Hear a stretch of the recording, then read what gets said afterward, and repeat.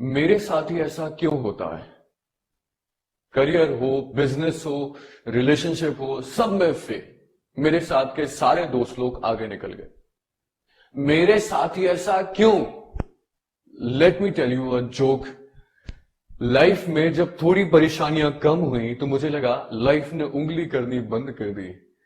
मुझे क्या पता था लाइफ तो साली बम्बू लेने गई।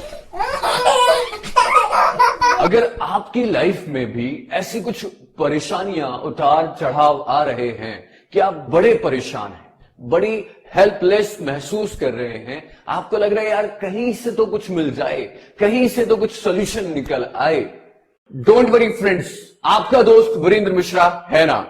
लेट्स डू इट, चल करके देखते हैं। तो कहिए मेरे साथ, तुम मुझे जितना दबाओगे मैं उतना ऊपर उठ करके आऊंगा।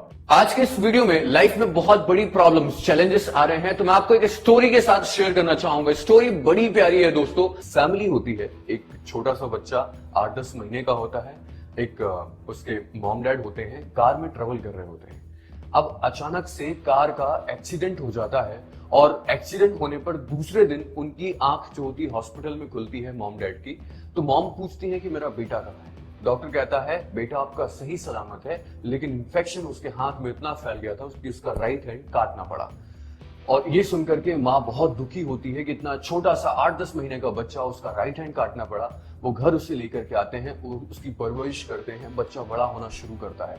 बच्चा जैसे बड़ा हो रहा होता है उसी दौरान वो ब्रूस ली की फिल्में देखता है। उसे ब्रूस ली का मार्शल आर्ट का जो स्टाइल है उसे बहुत पसंद आता है। वो ब्रूस ली की तरह बनने की कोशिश करता है, वैसी एक्ट करने की कोशिश करता है। धीरे धीरे बच्चा ग्रो कर रहा होता है। एक दिन मम्मी से जिद करता है कि मम्मी मुझे मार्शल आर्ट सीखना है। मम्मी उसका दिल रखने के लिए कह देती है ठीक है, हम तुझे पास वाले यहाँ पर एक कोच के पास लेके चलेंगे जो मार्शल आर्ट सिखाते हैं।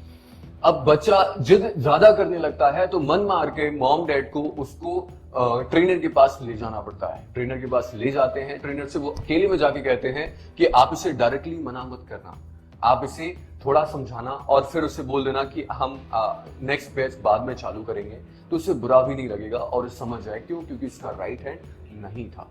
तो पेरेंट्स उसके पास लेके जाते हैं और फिर गुरु के सामने, जब वो कोच के सामने बच्चा बैठता है, कोच कहते हैं कि तुम सीखना चाहते हो? वो कहता डेफिनेटली मैं सीखना चाहता हूं।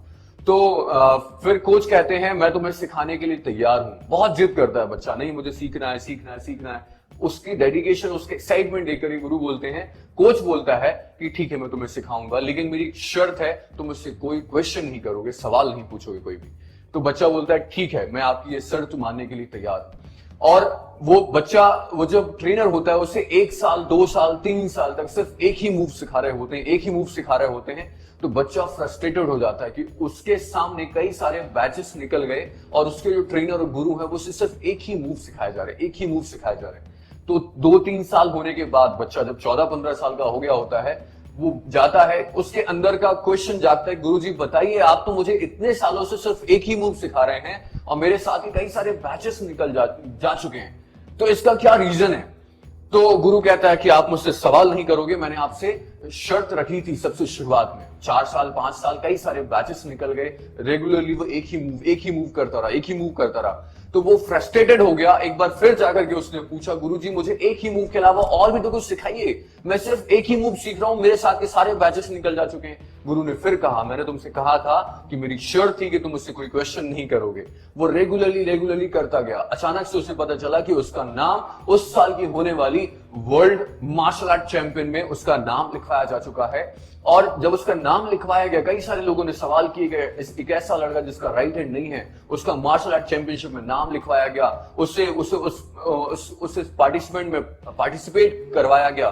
तो जब पहला राउंड होता है, पहला राउंड बच्चा जीत जाता है, दूसरा राउंड हो जाता है बच्चा जीत जाता है, तीसरा राउंड होता है बच्चा जीत जाता है, चौथा राउंड होता है वो भी जीत जाता है, और 5वां राउंड होता है, सेमीफाइनल होता है, सेमीफाइनल भी वो जीत जाता है। और जब फाइनल के रिंग में खड़ा होता है तो पूरे कंट्री में हफरा तफरी मच जाती है कि एक ऐसा बंदा जिसका राइट हैंड नहीं है और वर्ल्ड की मार्शल आर्ट चैंपियनशिप के फाइनल में पहुंच गया है। बड़ी अचरज की बात थी, पूरी दुनिया स्तब्ध थी, लोग परेशान हैरान कि भाई हो क्या रहा है।